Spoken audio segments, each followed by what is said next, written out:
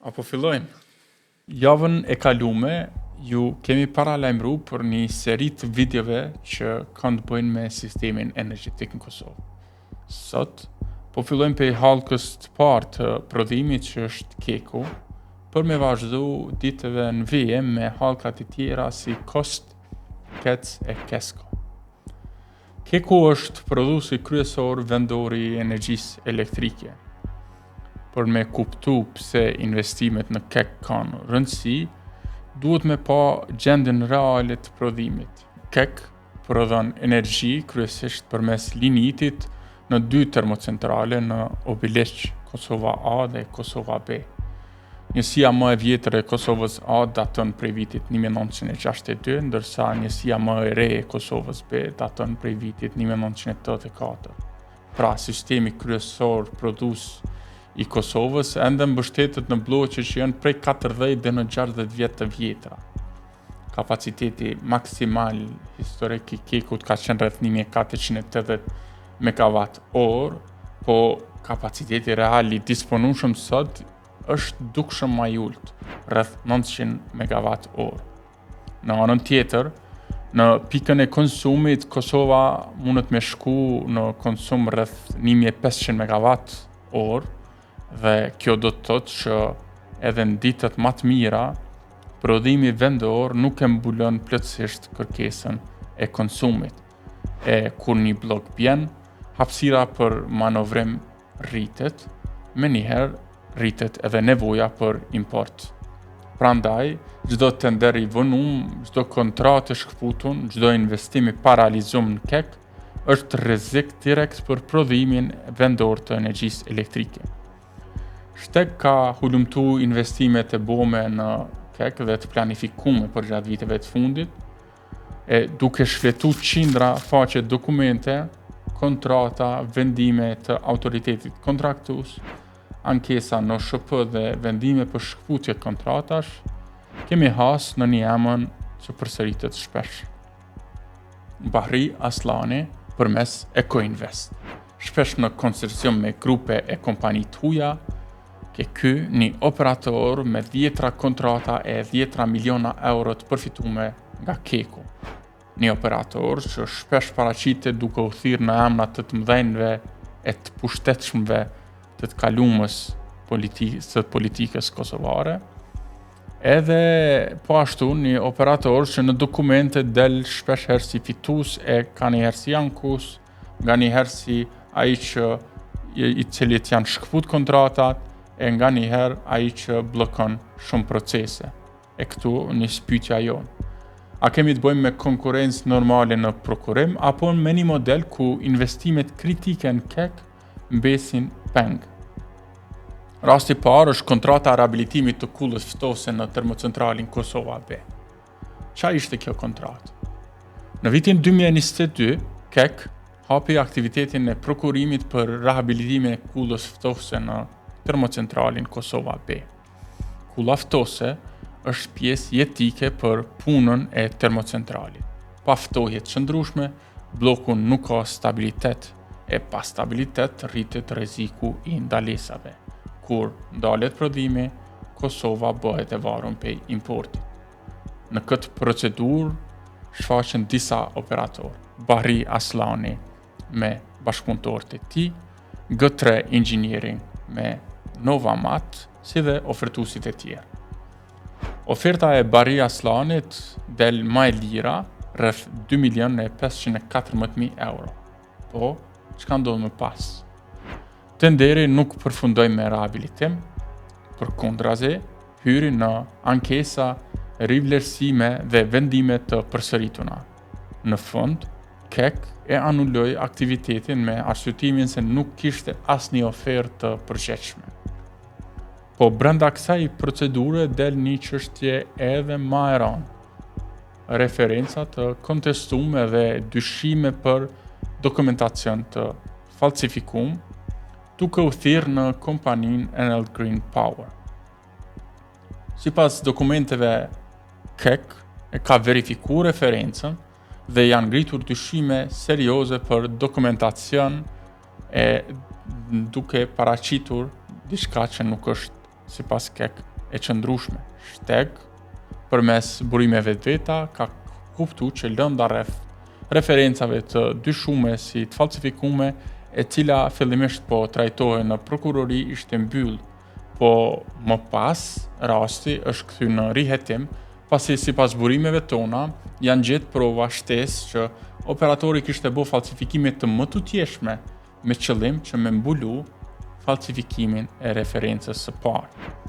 Atëherë pyetja është direkte: nëse një operator paraqet dokumentacion të dyshimt në një tender publik, edhe kur ky tender përbën çështje kritike për Kekun, pse ky operator nuk përjashtohet dhe pse nuk procedohet tutje, apo nuk futet në listën e zezë?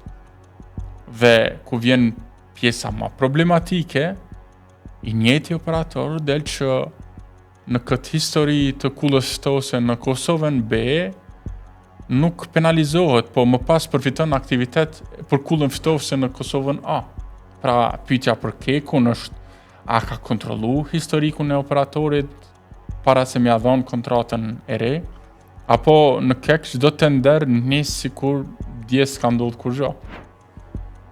Rasti i dytë i njëjtit operator me stabilimentet 6.3 kV dhe kjo kontratë në vlerë për 3.684.000 euro për ndërrimin e këtyre stabilimenteve është bë barë e vetë termocentralit Kosova B.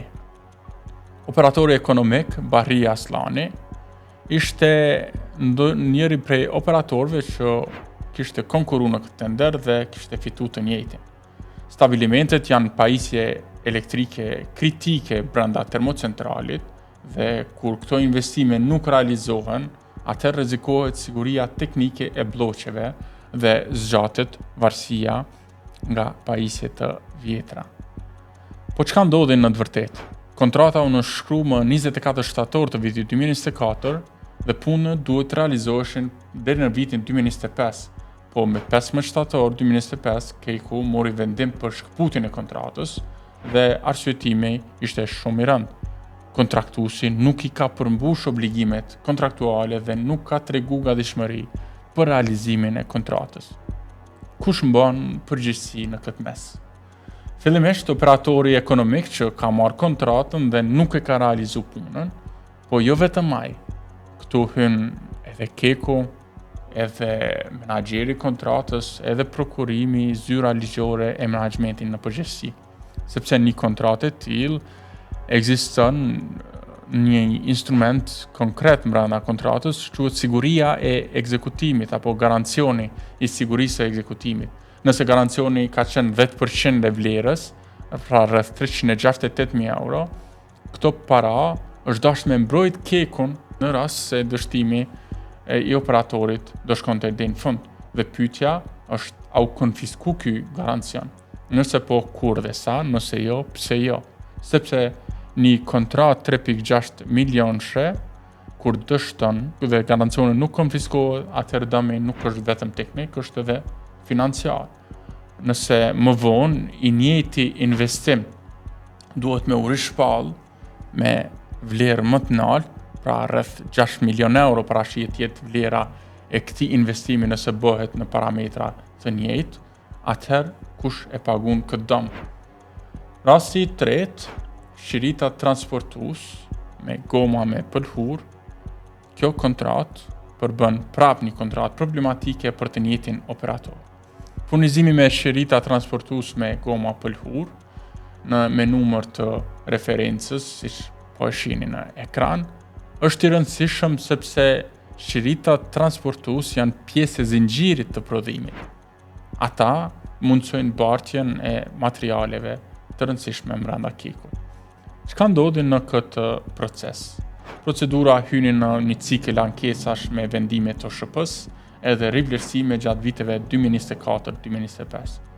Në gushtin e vitit 2025, Keku e rekomandon për kontratë një ofertues tjetër në vlerë për 1.491.000 euro.